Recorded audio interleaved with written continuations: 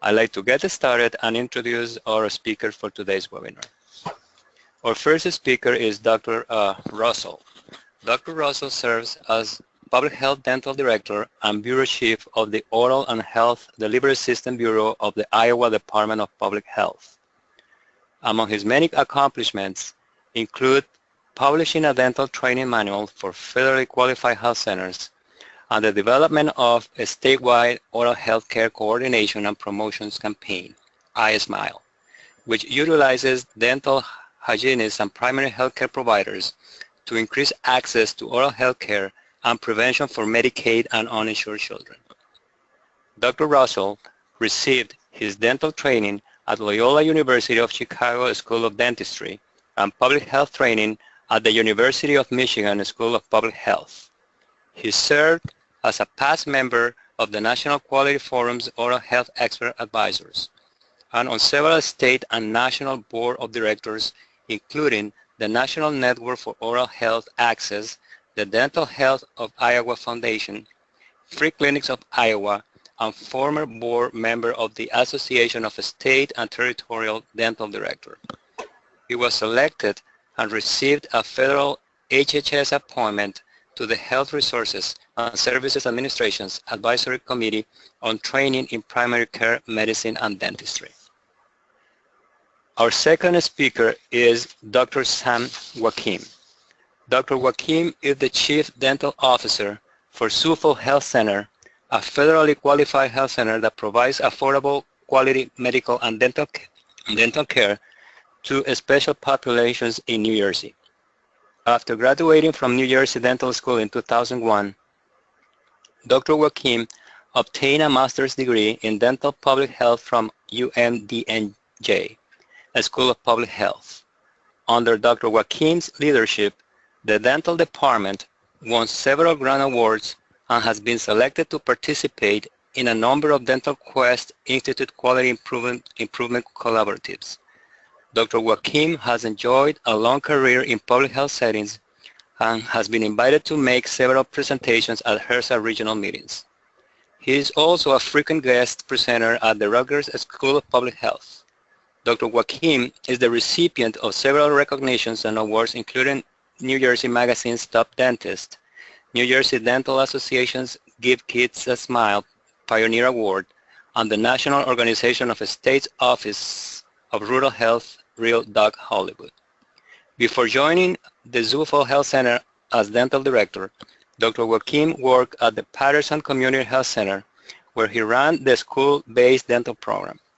Previous to his time in Patterson, Dr. Joachim was the dental director for UMDNJ's University Dental Center in Newton. During that time, he was also appointed adjunct assistant professor in the Department of Allied Dental Education and clinical instructor in the Department of Community Health. Dr. Joachim also owns a private dental practice in Chester, New Jersey. He is a strong proponent of properly using preventive measures such as sealants, mouth guards, and fluoride to prevent dental diseases. Without further ado, I would like to turn this presentation over to Dr. Russell. Good afternoon, Dr. Russell. Thank you. I'm happy to join each and every one of you to talk about an area that I feel is very important, and that's how to address dental work shortages. As a board member of National Network Oral Health Access, I would like to talk about some of the resources that you can access to help you in your search for fulfilling dental roles, as well as staffing and so forth in your health centers. And then I'd like to talk a little bit about how a state program, my own here in Iowa, how we have addressed dental workforce shortages and some of the innovative methods we have used as far as public and private sponsorships to create longer payment programs. I'd like to talk about first is NOAA. It's a membership organization, and it is a growing organization, and fully diversified safety net providers have joined over a number of years. We have a board that's comprised of a number of experts across various different sectors of the public health arena, including health center directors, dentists, executive directors, state dental directors like myself, corporate executives and dental directors. So it's a very vast and very broad represented organization that will bring, I feel, great service to community health leaders throughout the nation. NOAA's mission is to improve the overall health of underserved populations and to contribute to overall health through leadership, advocacy, and support to oral health providers and safety net systems. And these are some of the areas on the NOAA website that basically you can learn about as far as things that NOAA offers as far as technical assistance. We have an annual NOAA conference where a number of very well gifted individuals and health center leaders come together to provide information to new health center leaders as well as dentists and others. We have webinars that we give regularly, publications that you can see on our website. We have a National Oral Health Leadership Institute for those who are new at being dental directors in health centers to learn some of the basics of how to be good leaders. We have a listserv where we field questions and we give answers based upon issues that come up day to day in health center practice. And we also have promising practices and a speakers bureau in case you're interested in having presentations done in your particular locations. And we also provide individual presentations and referrals. NOAA also has a number of what we call operational resources. And as you see here is a list of some of the ones that we present. There are operational resources in 6 major chapters, including leadership, fundamentals, financials, risk management, and workforce and staffing, which is pertinent to our discussion today, and quality. And you will see at the bottom of that particular slide the actual the website that you can go to access the manual. Now, when we talk about workforce, there are specific areas within the NOAA website that can give you some ideas and guidances as to exactly, for example, we have a job satisfaction survey and retention survey, which was taken in 2013. And then we have an employer compensation analysis interaction tool that will help you basically to look at salaries that will be appropriate for particular positions in your health center. And so the websites that I provided you here will give you access to those particular areas. So I think these are very important tools, and I would definitely highly recommend you on the call that actually attend and look at some of those resources. Now, from the survey, we were able to determine some qualities about dental providers that keep them within health centers, things that they share in common as far as characteristics. One is they feel a mission to serve the dentally underserved populations. These are called individuals. These are individuals who truly feel like their goal and purpose is to serve the community. And that's something each of them have in common. They have usually a history of being previously employed by health centers at some point in their careers. They have 5 to 10 years of experience in dentistry on average. They feel that they like to have full practice autonomy. They like to feel like they have some level of control as they operate their dental facilities. So that's very important among these individuals. And they have to feel as if they have sufficient administrative and clerical support. And that is very important, I think, for those who are executive directors and leaders of health centers. It's very important if you really desire your dental team to stay and your dentists and your dental directors, giving them some voice and ability to express their needs and be able to have a voice at the table is very important. Otherwise, they will tend to leave. So these are characteristics that I think that are very important as you do your recruiting, that you look first of all for mission-driven individuals who basically do desire to serve the population in which your community health center and your program is actually attempting to serve. Now, there are other resources in NOAA that you can also consider. For example, if you're in a startup or you're expanding your clinic, there are resources that you can also access to help you with that. For example, dental recruitment tips for human resources and dental directors. We have National Service Corps fact sheets for dental students, dentists, and dental hygienists. And we also have health center dental employment, frequently asked questions that help those who are seeking jobs within health centers to be able to answer a number of their questions, and for those who are listing resources to try to recruit I think some of these will give you great tips in your efforts. Now let's talk about dental workforce challenges. One of the reasons why many of us have difficulties recruiting the number of dentists that we would like to have is that there are a number of issues that states, for example, may face as far as the dental workforce distribution. Now, turning to my own state of Iowa, this is from a report from the University of Iowa, which I've given you a link there. But these are some of the highlights that we were able to determine from that particular report. Aging dental workforce. We have a number of a large cohort of dentists that are already pushing 55 years of age and older who make up the majority of our dentists in our state. And those that are coming behind are not as numerous as the ones that are basically in this cohort. So as this aging cohort moves forward toward retirement, those that are coming after will not necessarily fill all the spaces that they will involve in. There's also maldistribution issues, because many of the dentists are located not necessarily in the highest need areas. They're located many times in the suburbs or around the large urban areas within our states, but not as much in our rural state. We have a very, very large rural state. Younger dentists are shifting toward group practice in larger communities, which is another trend that we're beginning to notice. And so in a combination of aging, retiring, group practice, and larger communities spell problems for rural communities in the future. And states like Iowa, which are highly rural, this will require some aggressive strategy in order to address some of these trends. So I'd like to talk about one of our newer features that we believe has been showing great promise from a perspective of guiding young dentists and dentists who are graduating out of our dental schools to choose careers in our rural community. It's called the University of Iowa's Office of Iowa Practice Opportunities. This particular opportunity is actually a public-private partnership with Delta Dental of Iowa based upon a program they call Project Find, which is fulfilling Iowa's needs for dentists. I will talk more about that program as we go further.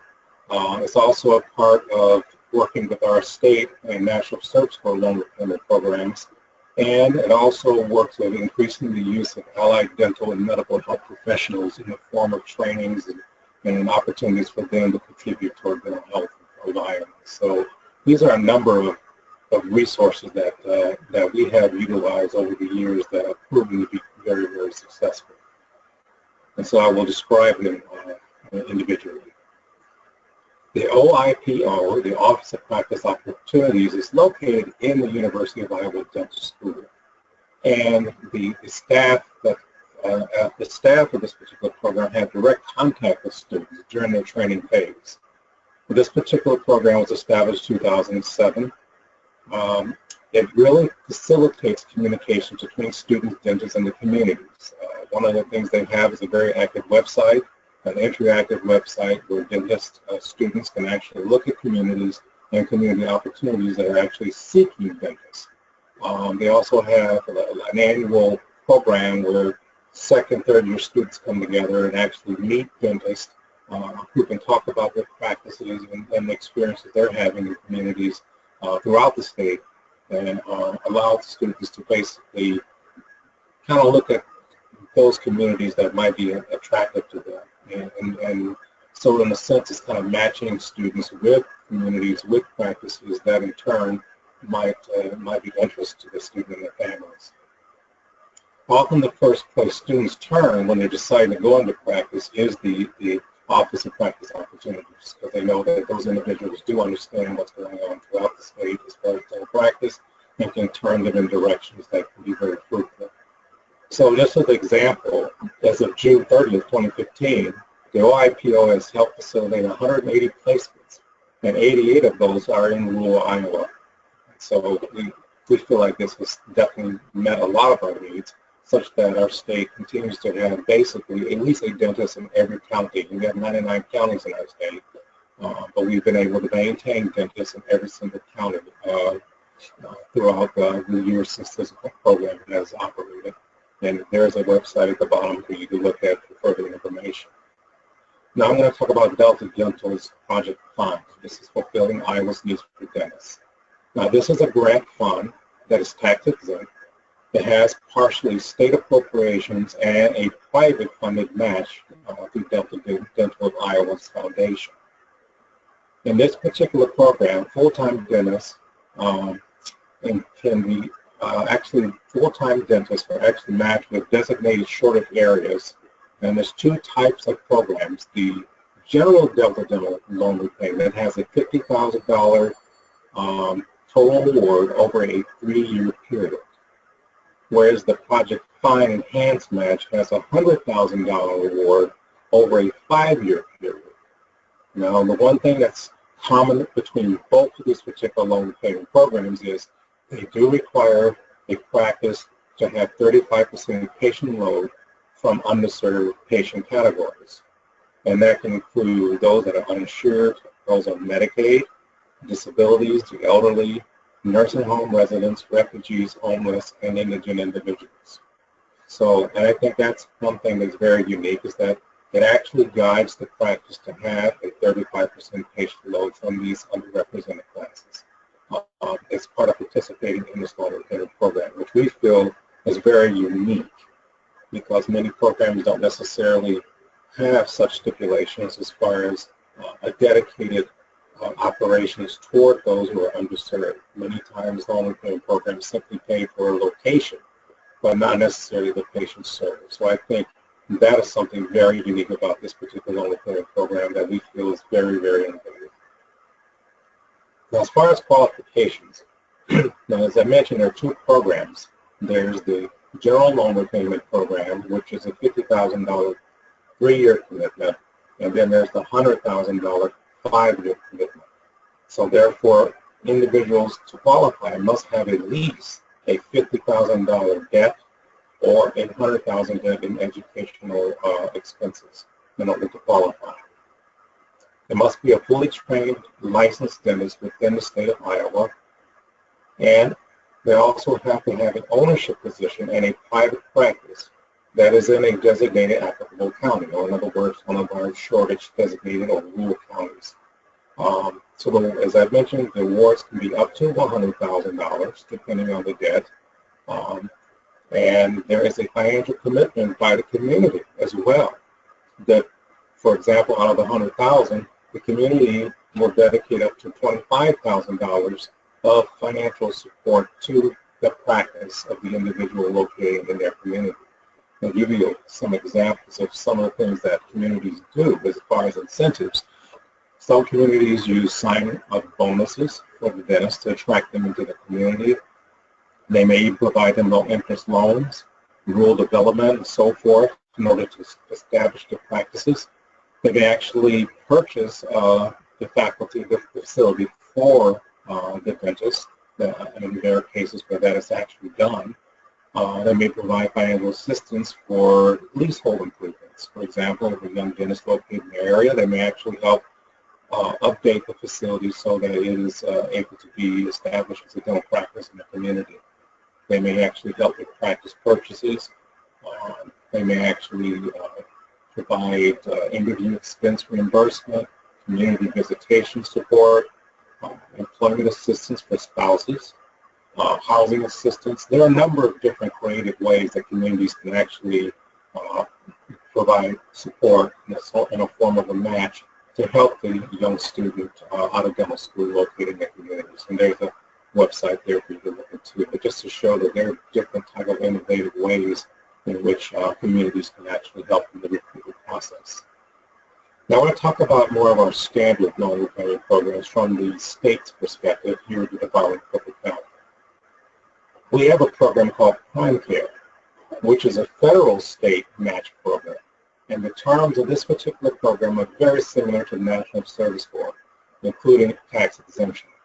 There are different type of providers that actually qualify for this particular program, and I'll talk about that list in just a moment. But dentists and dental hygienists are also eligible. But to qualify for this particular loan, there have to be certain conditions met. Number one, you have to be practicing in an area where there's at least a 5,000 to 1 dentist to population ratio. That's considered basically a shortage area. have a population of full-time equivalent dentists ratio of less than 5,000 to 1, but greater than 4,000 to 1 if there's unusually high needs of dental services. So there are two criteria. If it's an extremely high need area, then the population of dentist ratio can actually be reduced between 4,000 and 5,000, as I mentioned. But if it's just an underserved area, then it has to have at least 5,000 patients or population to one dentist equivalent in that particular area. And although that may sound like a very, very difficult situation, it really isn't. When you consider well over 60 counties in our 99 counties are professional shortage areas that already meet these qualifications, there's quite a few rural communities that actually are eligible. So it is really, really easy to find locations. This particular loan provides up to $50,000 for a 2-year service commitment. And it also does allow a part-time commitment, like someone who would like to have a private practice and still get some of the benefits of loan repayment. They can get a $25,000 2-year award for a part-time commitment. And as you see highlighted in red, these are some of the provider classifications that are eligible for loan repayments under this particular grant. And it's quite a number, but the federal government has actually added additional provider types, which actually help to meet the needs of the states. So therefore, you can certainly look at the list there, and there's a website there for you to look at as well for more information. So that's one. As I mentioned, it has to be located in the federally designated health professional shortage area, what we call a HIPSA. And one other requirement is the practice has to have a discount or a sliding fee scale and a written policy available to patients how that sliding fee scale applies to them as far as discounts. In other words, this is something National Service Corps requires.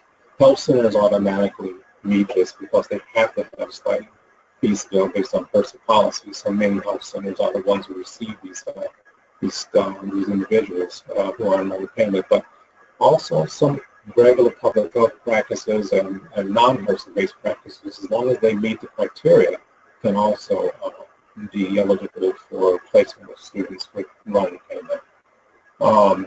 And one of the things that we feel good about as far as success, that 92 unique primary care participants from the years 2001 to 2014, and at least 75 are still practicing Iowa today, long after their loan repayment commitments have been over.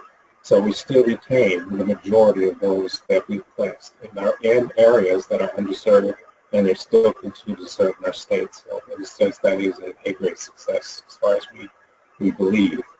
I'd like to end my part of the discussion by saying there are additional NOAA resources as far as dental recruitment that you can also consider, such as partnering with academic institutions and residency programs. And there's a website that talks about how that can be done. So you can include students, as I mentioned, from dental schools, or you can actually look at residency placements. A lot of health centers right now also serve as locations, practice locations for students, and therefore often those students will stay in the areas where they're actually trained. So this is other resources that you can consider as you go forward. And I hope with that I've given you some helpful information, at least some resources you can consider as you go forward. And I'll answer the questions at the end of the presentations as we go forward. So that's it for me.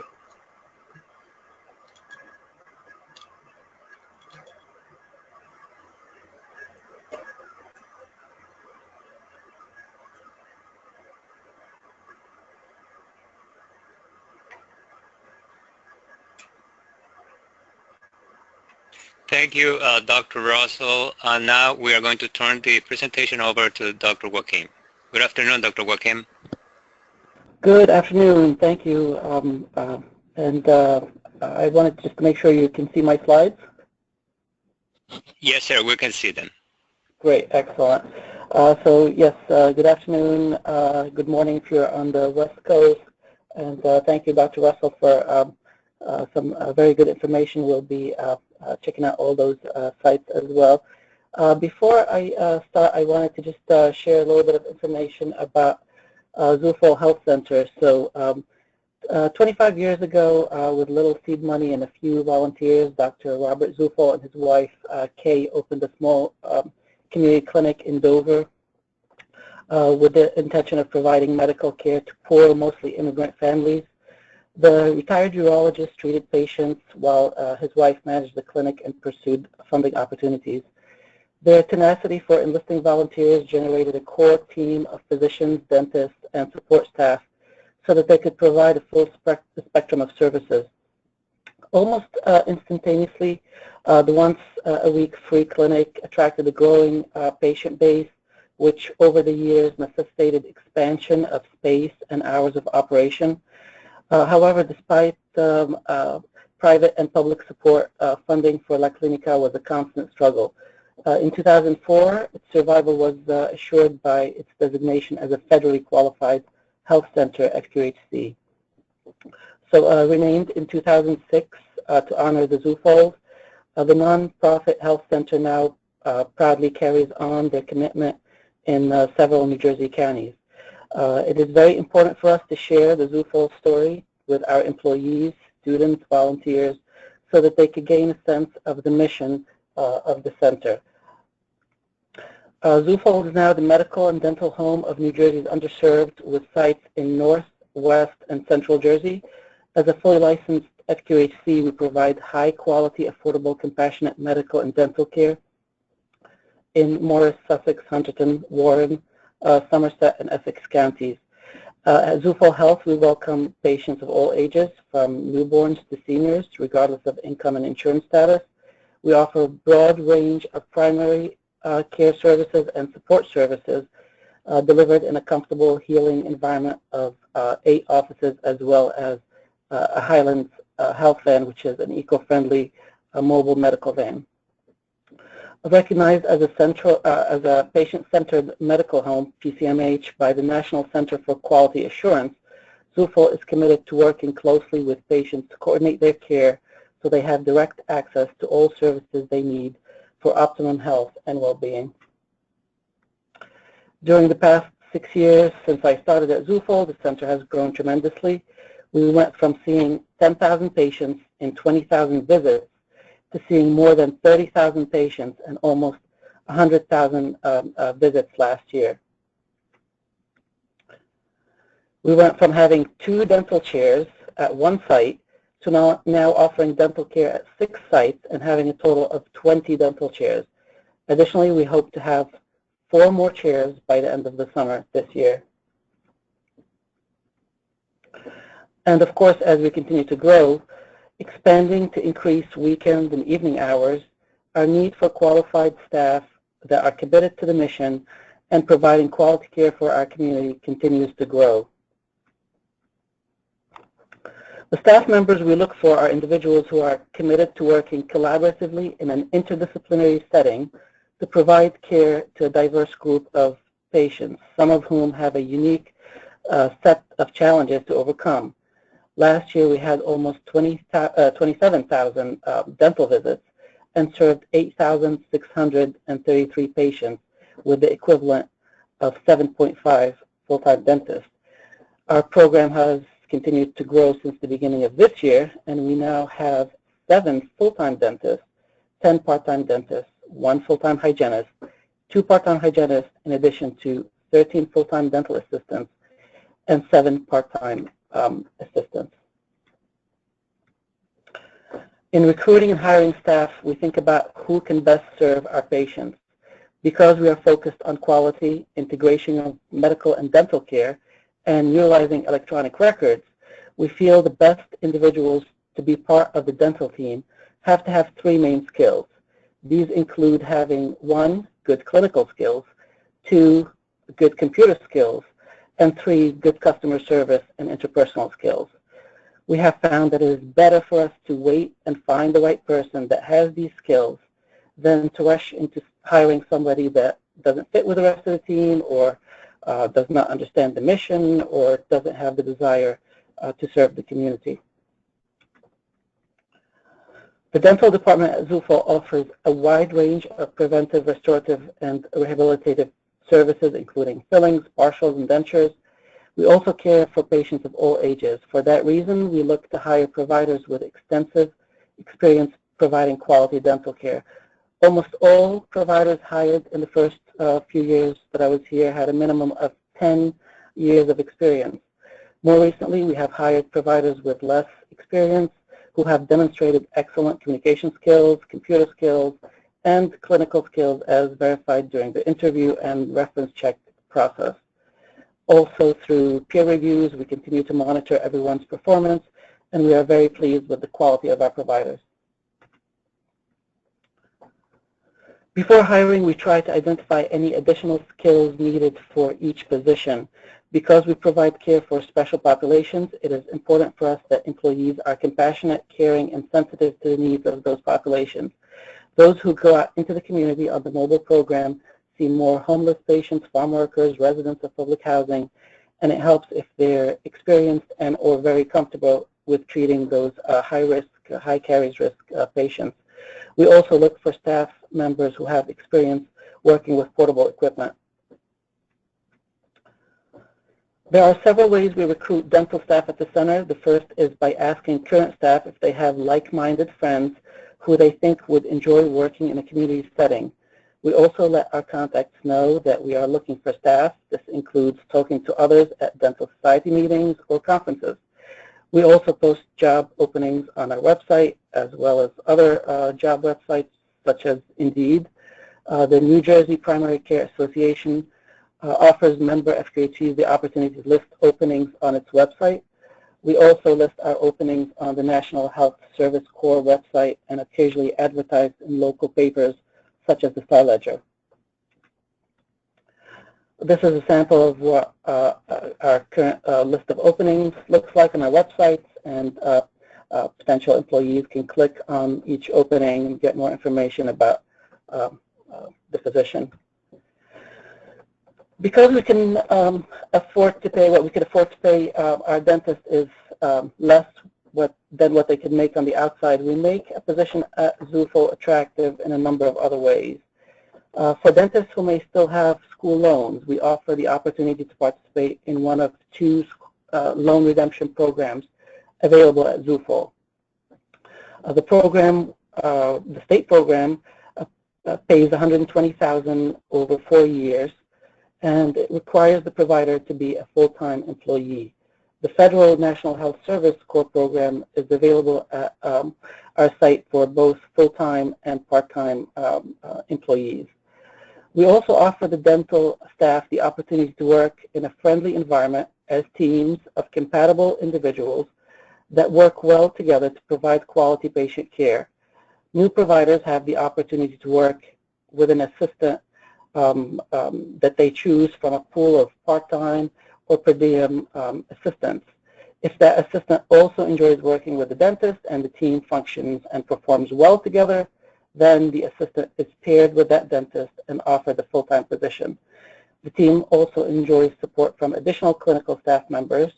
Depending on the size of the site, this may include a floater, a flow manager, and a sterilization technician. We offer our dentists as much control over their environment as possible in an FQHC setting, not having to worry about paperwork, dealing with insurances, and all the administrative burden of running a practice.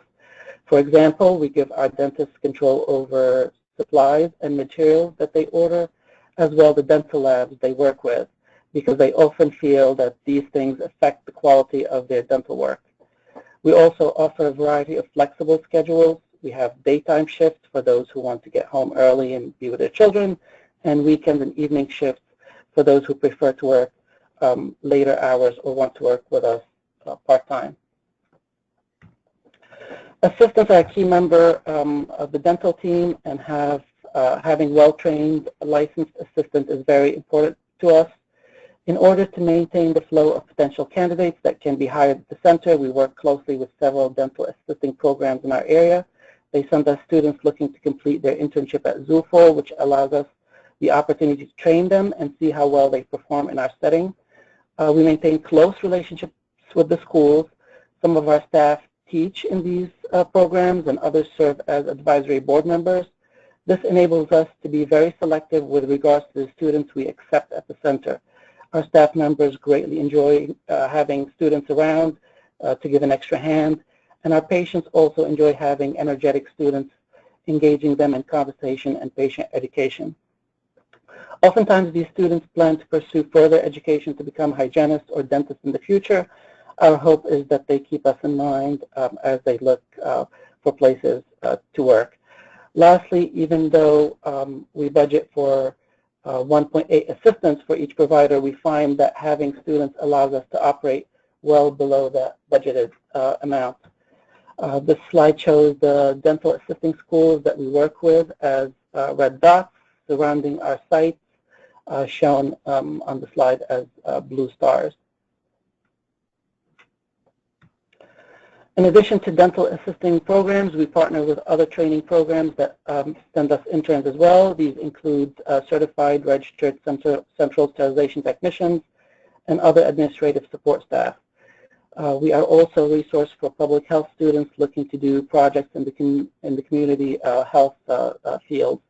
Often, Masters of Public Health students enhance the care team at Zufall through quality assurance projects and needs assessment. As many of these students are looking to get into dental schools, we also see them as potential future team members. Also, in keeping an eye on the pipeline, we have partnered with Lutheran Medical Center, and we are looking to partner with other local hospitals on becoming a dental resident training site. This will give us an opportunity to train future hires and assess their work quality. Beginning this July, we will have 2 dental residents stationed at our Dover site for a year. Again, this will give us an opportunity to train recent graduates who may become interested in community health dentistry. Volunteers are a very important part of Zufall Health Centers. Some volunteers come to us wanting to give back after retiring from their private practice. Others learn about us when they first volunteer for a special event. Zufall puts on several events throughout the year focusing on providing free care to special populations. Every year we celebrate National Rural Health Day by providing services to rural and farm workers. We also celebrate veterans by providing them with a day of free care. We work with our dental society and partners to put out a call for volunteers, and over the years, a number of volunteers who align with the mission of the center have become employees. Zufall also has a strong AmeriCorps volunteer program. Every year, 8 young adults, most of them interested in pursuing careers in dentistry, medicine, or public health, volunteer for a year getting involved in various projects at the center. Based on the positive experience and the relationship they form with the center, we hope that some of them will return to the center as providers when they complete their studies.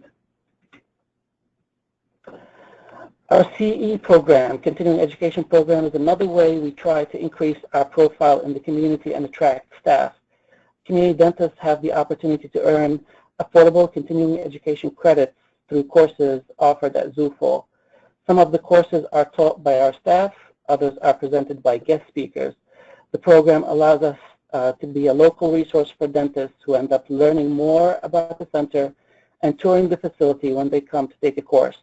Many also end up applying for a position at the center. We hire dental employees strategically to ensure our patients have continuity of care as well to the extent possible. So, for example, we provide limited services to disabled patients, but one of our part-time assistants also works at a nearby center that treats disabled patients exclusively. So if we refer anyone, she will manage their case and make sure they get the follow-up care. We also hire strategically to ensure continuity of the educational experience for students where possible. So again, for example, one of the hygienists who teaches in the dental assisting program works part-time with us, and 2 dentists that work at the dental school also work part-time with us. Lastly, we look for opportunities to keep our staff engaged and retain the qualified people we hire. One of the things we were able to recently add is an incentive program whereby more productive providers are rewarded financially. We also work with our full-time staff to accommodate their schedules whenever possible to allow them to moonlight somewhere else and maybe make extra money. For example, 3 of our full-time dentists work longer hours and have a day off during the week where they work at another office to make extra money. We also continue to engage our staff by involving them in various initiatives based on their strengths and interests. For example, some are involved in teaching, while others work on quality improvement projects that allow them to take more of a leadership role in the center and the community.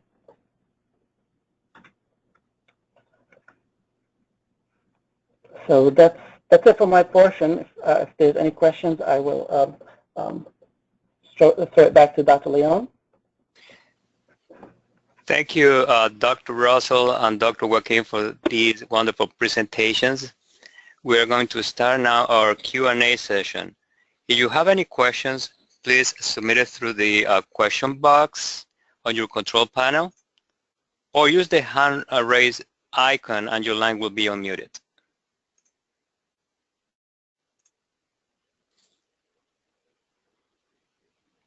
So we are going to wait for a couple of seconds and see if we get any questions.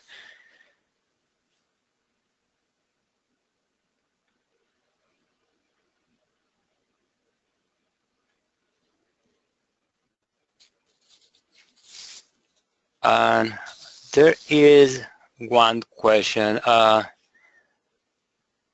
believe that this question is for Dr. Joaquin. Dr. Joaquin says here that the American Dental Association promotes the use of community dental health coordinators and oral preventive assistance. And does SUFA have any experience with or has used dental health coordinators to reach out to your community? Unfortunately, we don't have dental coordinators approved in our state in New Jersey. However, at ZUFO we have a lot of other team members. Again, we work closely with the medical team and a lot of case managers that are involved in following up with the patients. But we don't have in New Jersey any other dental workers aside from dentists, hygienists, and dental assistants. I don't know if that, I hope that answers the question. Thank you, Dr. Joaquin. And let me see, it seems that there is another question coming up.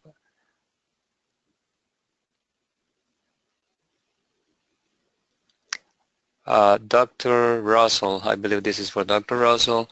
Dr. Russell, where should primary health, primary care grantees should focus their recruitment efforts? You have mentioned some, but where do you think the health center program grantees should focus their recruitment efforts on? Well, I think Dr. Joaquin brought up some ideas. For example, retired practitioners, whether medical or dental, shortly out of practice, might be a very good place to look, because many times they do seek to remain active even though they're no longer owning the practice of their own. I think that's a very good place. What I found in my career, being a preceptor of dental students in my health center, actually training them on site, recruiting was very easy because many of my students would actually compete for positions within my health center. So having a very good health center, well-run health center, and actually being willing to work with a training program at dental school and to actually have students experience working with patients in their facility, I think makes one of the best recruiting tools possible. Thank you, Dr. Russell. Dr. Joaquin, is there anything else that you would like to add to Dr. Russell's response from a PHPC perspective? Not that I could think of at the moment. Okay, thank you, sir. There is one more question here. There is a, let me read this. Okay, I'm not sure if this is to Dr. Russell or Dr. Joaquin, but what would you say to a recent graduate concerned about losing some of the skills he has learned in dental schools because patients in community health center may choose inexpensive options? I'll start. I'm sure Dr. Joaquin will fill in as well. One thing we've always, for those who are veterans at health centers, we've always said to one another, if you've seen one health center, you've seen one health center. Because no one health center represents all the variety of health centers throughout the country. And there are many health centers that are doing extensive dentistry. Some are doing implants and very advanced forms of services. So I would say for the young provider to shop around and actually look at a variety of different clinics before you make a choice where you want to be positioned. Because you likely will find one that will not underutilize your skills. So I would just keep that in mind. Yeah, I would add that it's always a good idea if you're in a center that you like and you know you're in a community that you enjoy working in and serving those patients. I would just say perhaps looking at moonlighting, maybe working part-time on a Saturday or, you know, one day, like many of our providers do. They enjoy being at the center, but they want to keep up skills of procedures that we don't necessarily offer at the center, so they will work in a private practice, you know, on a Saturday or one day a week, and this way they will, you know, make extra money and kind of get the best of both worlds. But if you enjoy being in a FQHC setting, serving community patients, and there's a limit to what the center is providing, I would consider, you know, moonlighting and working, you know, every other Saturday or one Saturday a month in a private practice that might offer other opportunities to do other procedures. Thank you, Dr. Russell and Dr. Joaquin, for your responses. Now, Brendan, do you see any other questions on your end?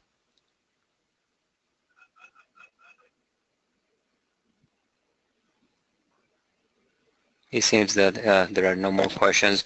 If you have any questions or you would like to ask questions to the presenters, please send your question to my email address, jose.leon@namgt.com, and I will make sure that Dr. Russell and Dr. Joaquin get your questions.